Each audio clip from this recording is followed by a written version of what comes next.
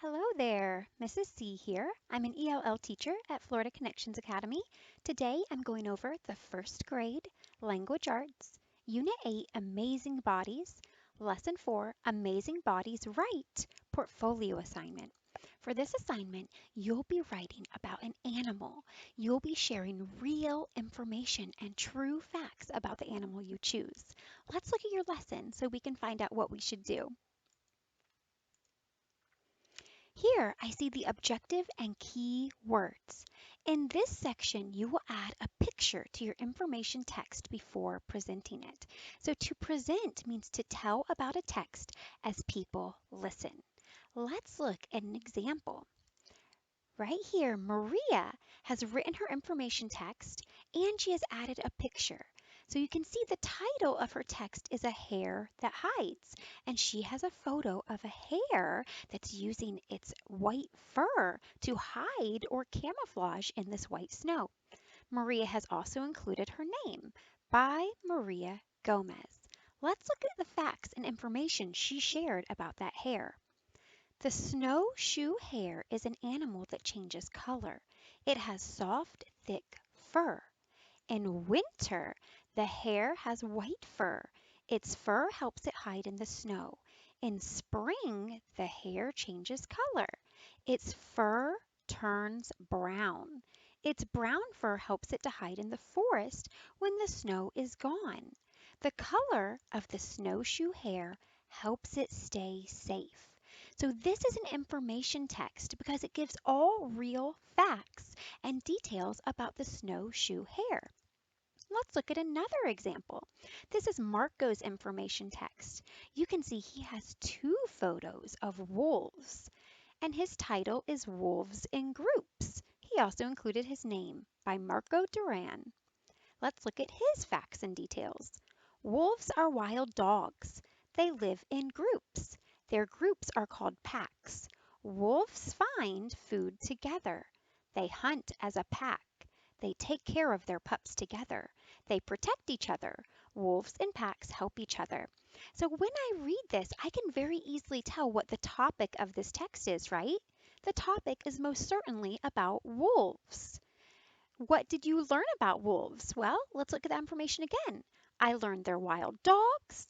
They live in groups. Their groups are called packs. There's a lot of information you can learn. He also added to his information text by showing those pictures of the wolves. That helped the reader really know what a pack of wolves looks like and how they live together with their cubs. All right, so you are going to make a presentation too. There are many ways a writer can share information. One way is to present the information text. That means you read it aloud to someone. If you add a photo or picture, you can share that too.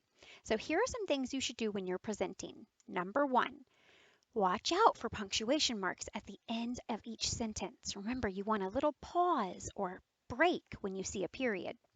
Number two, be sure to stop at the end of each sentence. Number three, try not to read too fast.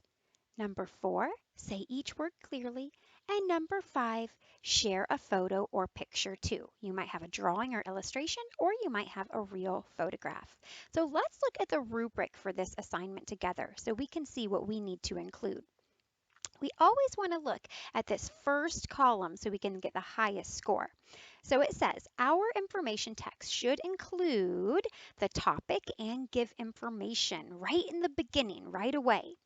We should also include 3 or 4 facts about the topic. Make sure that all the facts tell about the topic. So if you choose to write about a zebra, make sure your facts are about zebras, not about other animals. You also need to include vocabulary that gives information about the topic too. The ending sentence should also give important information about the topic. So I'm seeing a trend here. It sounds like this paper really needs to be about your topic or about the animal you chose. So let me show you. an example that I did. Now, for my example, I drew a picture or an illustration. That's perfectly fine to draw a picture illustration. Or you're also allowed to find a real photograph online. If you do this, make sure you cut out that photograph and add it to your writing piece. All right, so a real photograph is fine, or you can draw an illustration. As you can see from these photos, my topic is a guinea pig. And if you write about a pet that you have yourself, maybe you could even include a photo of your own pet. So let's look at the top. I made sure I included that title. I just titled it by the animal name, Guinea Pigs. And then I've got my name too, by Mrs. C. Let's read what I wrote in my very best handwriting. Guinea pigs are rodents. They are popular pets. Guinea pigs eat carrots and apples. They chirp and whistle. This is how they talk to each other. Guinea pigs do not have tails. Have you ever seen a guinea pig?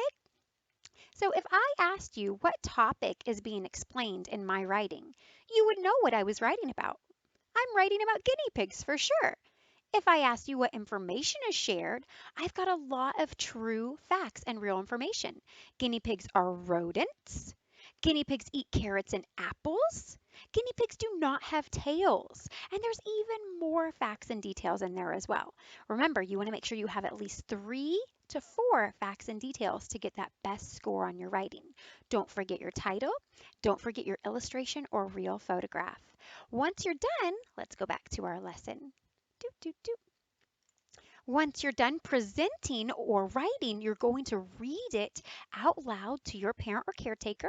You're going to use your very best speaking voice, and you're going to make sure that you share all of that information. Once you're done with that, you're ready to submit your informational text in the Dropbox and upload it to your teacher. I know you're going to do an amazing job. Remember, if the first time you present, it doesn't go super well, maybe you forgot some of the words you wrote, or you have a difficult time reading loud enough, you can practice 2 or 3 times with your learning coach. That's just fine to practice more than once when you present.